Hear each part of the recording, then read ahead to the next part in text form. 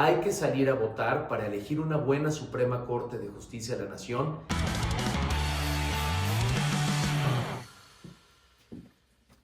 Seguimos con nuestra caja recorriendo varias ciudades del país. Aquí tengo sus preguntas, sus comentarios y sus inquietudes de esta reforma judicial y de esta elección. Voy a contestarlas una por una como quede. Dice Luis, ¿qué opinas del Poder Judicial? Y dice, está muy corrupto y lento.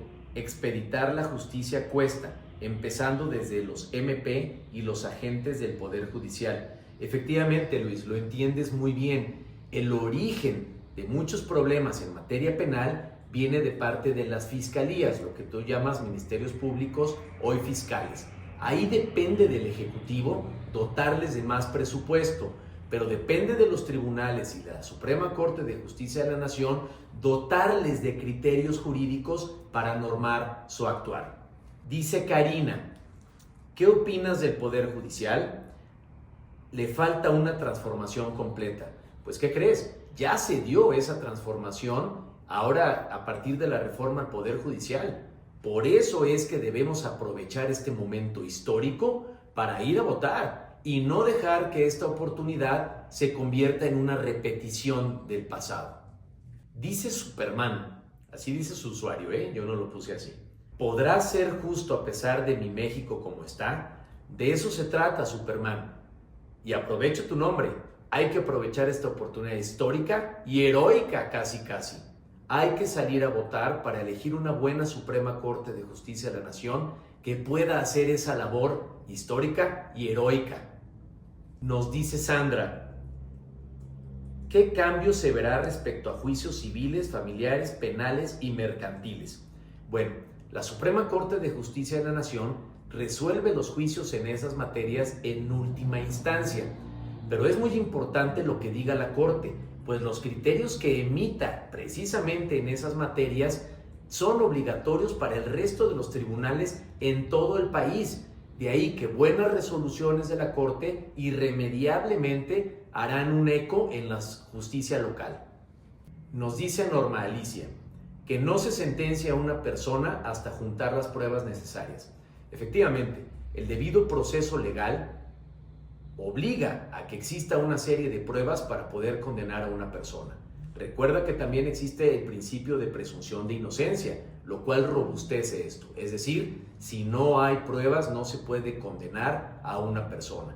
Pero también recuerda, hay algunas causas de excepción, como las medidas cautelares en materia civil o mercantil o familiar, que si acredita ciertos elementos básicos, se te puede dar un adelanto de la justicia. Lo mismo procede con la prisión preventiva, que si hay ciertos elementos, se puede mantener en prisión al inculpado.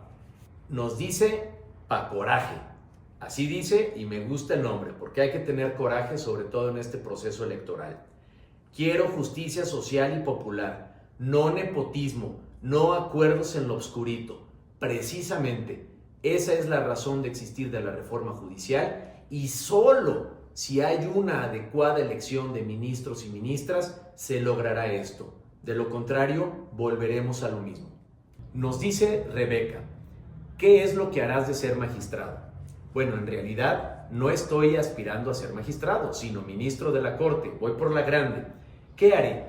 Mira, desarrollaré jurisprudencialmente la teoría de la tutela cautelar. ¿Qué es la tutela cautelar en español? Que antes de llegar a sentencia, antes de transcurrir todo el procedimiento que puede durar años, se te dé un adelanto de la justicia si es que cumples con algunos requisitos, para que no tengas que esperar a esa ansiada sentencia.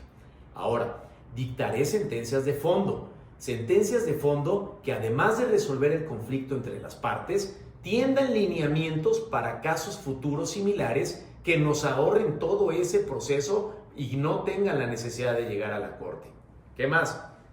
Haré que mis sentencias tengan su procedimiento de ejecución específico, es decir, harán que diga quién tiene que hacer cosa, quién tiene que no hacer y en qué periodo de tiempo se tiene que hacer, para que solo así las sentencias sean efectivas. Nos dice Marta Elena, ¿cómo piensas actuar contracorriente y sabiendo que está de lo más manipulado? Marta Elena, tengo la esperanza de que realmente no esté manipulado. Es difícil. En México nacemos con esa desconfianza, nos han golpeado mucho y así hemos sido educados. ¿Cómo pienso actuar? Con libertad de conciencia, con independencia, con alto conocimiento y sensibilidad. Esa es la manera en la que podemos actuar contracorriente, pero no solo puedo hacerlo yo como ministro de la Corte, toda la ciudadanía, incluyéndote. Si actuamos de acuerdo a nuestras convicciones personales, podemos ir en contra de esa corriente que dices.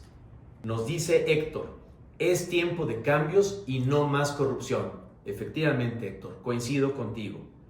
Y me dice, quiero conocerte más. Héctor, ve a mis redes sociales porque este pequeño espacio de video sería insuficiente para que me conozcas más. Te invito a mis redes sociales para que me conozcas y puedas convencerte de regalarme tu voto. Nos dice Samuel, ¿qué propuestas tienes y cómo piensas cumplirlas? Bueno, Samuel, te explico. Voy a desarrollar la figura jurídica de la tutela cautelar. ¿Qué significa eso en español? Que mientras llega esa ansiada sentencia que puede tomar años en dictarse, tengas un remedio temporal a tu situación jurídica.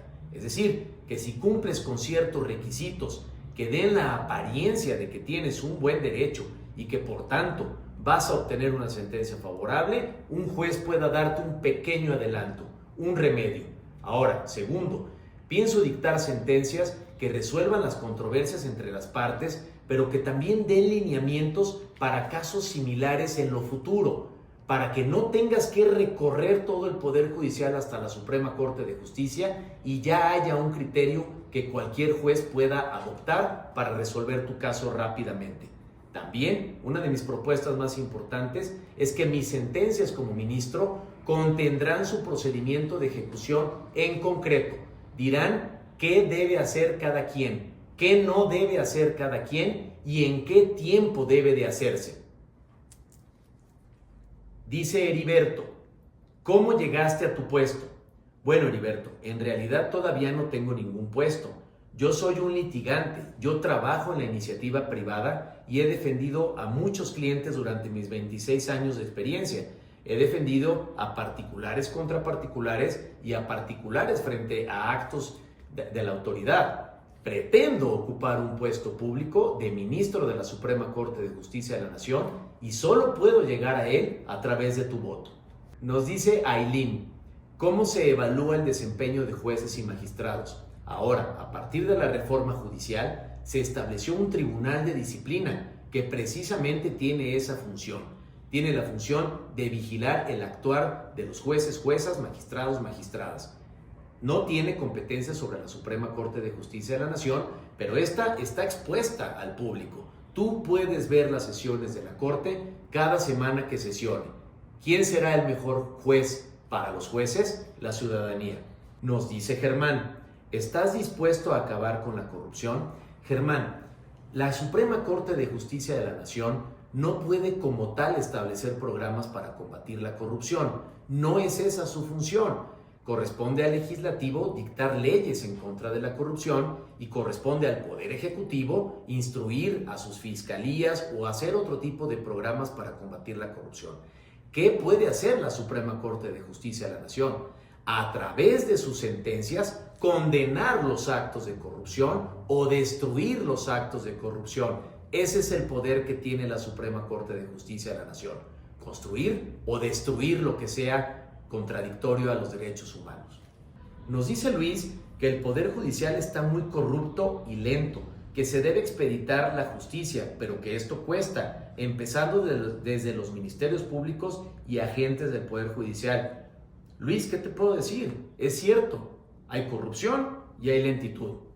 Aunque también déjame aclararte que también hay buenos jueces, también hay buenos ministerios públicos, pero quizás son los menos. Efectivamente, se debe de expeditar la impartición de la justicia. ¿Cómo lo voy a hacer como ministro de la Suprema Corte de Justicia de la Nación? Bueno, remando contra esta tendencia, emitiendo fallos claros y justos que vayan en contra de la corrupción y en contra de esta lentitud. Hay que expeditar la impartición de la justicia, porque una justicia que no llega a tiempo no es justicia. Nos dice Karina, al Poder Judicial le falta una transformación completa. Efectivamente, de hecho, la reforma judicial implicó una reforma completa a nivel federal, pero también los estados se transformarán de manera completa. Por eso es muy importante que este 1 de junio vayas y votes para que esta transformación sea efectiva y no se transforme en lo que venía siendo, no se transforme en lo mismo. Nos pregunta Refugio, ¿qué hará para tener una Suprema Corte más cercana a la sociedad? Bueno, además de mis propuestas con relación a los fallos que dictaré, debo decirte que acercaremos a la Suprema Corte de Justicia de la Nación a través de programas de divulgación y de participación, dirigidos principalmente a las universidades, que es un público idóneo para tal efecto. Se seguirán transmitiendo públicamente las sesiones de la Suprema Corte de Justicia de la Nación y espero poder implementar que cada una de las partes, cuando se vaya a resolver su asunto, manifestarles que tienen la capacidad de ir personalmente a hacerme un breve alegato que complemente lo que está en sus escritos. Creo que así la Suprema Corte de Justicia de la Nación se acercará a la ciudadanía, se humanizará. Nos pregunta Fernanda, ¿cómo garantizaría la independencia judicial en casos donde existan presiones políticas o mediáticas significativas? Fernanda, qué gran pregunta. ¿Cómo se garantiza eso? Con un estricto apego a la ley, pero también con convicciones fuertes del ministro. El ministro se enfrenta a ese tipo de presiones políticas, mediáticas, pero también puede haber amenazas. Actualmente, algunos jueces y juezas se enfrentan a todo eso. ¿Cómo? Resolviendo conforme a la letra de la ley, con pulcritud. De esa manera, puedes estar con la conciencia tranquila y además puedes tener tranquilidad y seguridad personal. Pero ojo, si alguien llega a presionar indebidamente a un juzgador, también éste tiene las herramientas para responder. ¿Cómo? A través de denuncias, porque los juzgadores no debemos ser amenazados de ninguna manera. Nos pregunta Alondra, ¿de qué manera considera que afecta al país la falta de justicia y la constante violación a los derechos humanos de tantas personas inocentes? Alondra, precisamente es lo que tiene a este país en crisis, la falta de respeto a los derechos humanos. En algunos casos no se respetan los derechos de las mujeres violentadas, de los niños, de las niñas, de las personas integrantes a los pueblos originarios de este país, de las personas de diferente género o identidad, etcétera, etcétera. Vivimos en una sociedad que ha ido avanzando, que ha ido reconociendo a base de regateo y de lucha de esos sectores minoritarios. Así afecta a la sociedad. Ahora, la Suprema Corte de Justicia de la Nación tiene que abrirse. La justicia no se regatea y no se debería luchar con sangre como lo han hecho algunos de estos grupos. La Suprema Corte de Justicia de la Nación debe de estar sensible a las necesidades humanas. Les agradezco mucho su participación. Esta cajita ha servido para poder escucharlos, para acercarnos a quienes pretendo un cargo en la Suprema Corte de Justicia de la Nación y a quienes están del otro lado. Que déjenme decirles, estamos del mismo lado, porque será un ciudadano juzgando a ciudadanos. Todavía tengo un buen bonche de preguntas, de comentarios y de sugerencias. Seguiremos respondiéndolas. Hasta la próxima.